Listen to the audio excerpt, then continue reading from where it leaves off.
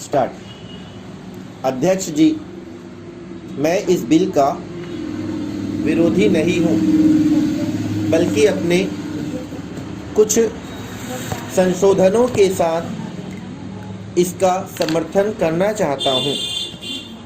अभी मंत्री महोदय ने जो प्रतिवेदन इस सदन के सामने पेश किया है, उसमें बताया गया है कि राष्ट्रीयकरण के बाद कारखानों ने कितनी उन्नति की है। मैं कहना चाहता हूं कि राष्ट्रीयकरण से पहले जिस ट्रैक्टर की कीमत 15,000 रुपये थी, राष्ट्रीयकरण के बाद उसकी कीमत दुगुनी हो गई है। जब से यह काम सरकार ने अपने हाथ में लिया है और किसानों को ट्रैक्टर बांटने लगी है, तब से ट्रैक्टरों के दाम बहुत बढ़ गए हैं। किसानों को लूटा जा रहा है।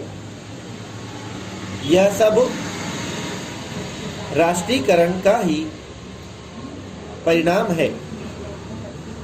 यही कारण है कि सरकार को इसमें इतना मुनाफा मालूम पड़ रहा है। ये मनमानी कीमत किसानों से वसूल कर रहे हैं। उसके बाद ये प्रसन्नता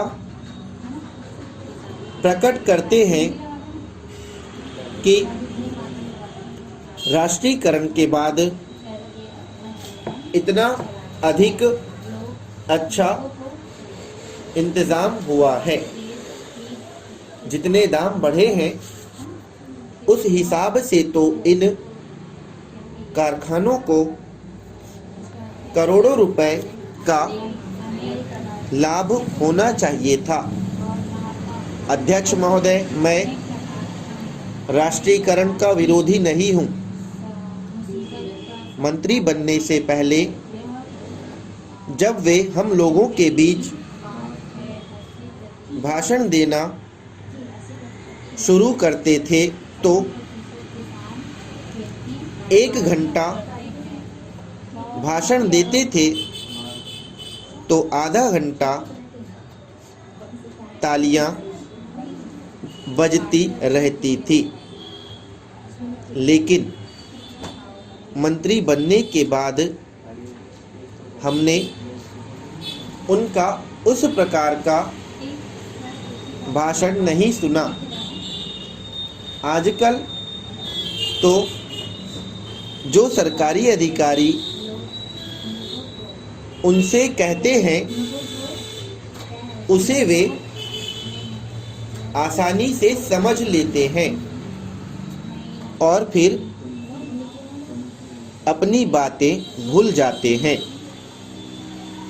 इसलिए इस बिल में मैंने जो संशोधन किया है, उसके द्वारा मैं चाहता हूं कि यह जो इतनी बड़ी लूट राष्ट्रीयकरण के बाद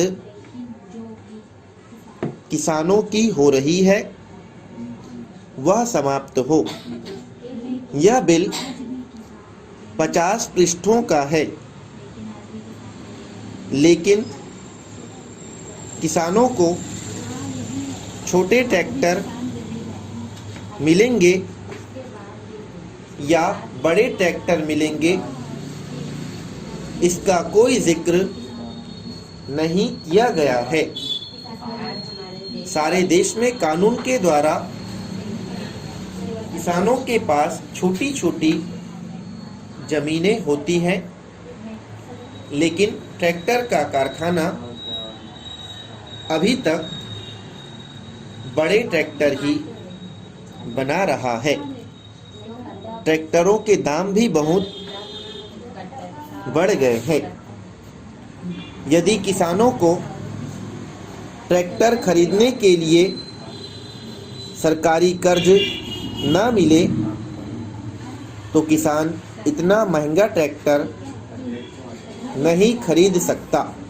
स्टॉप।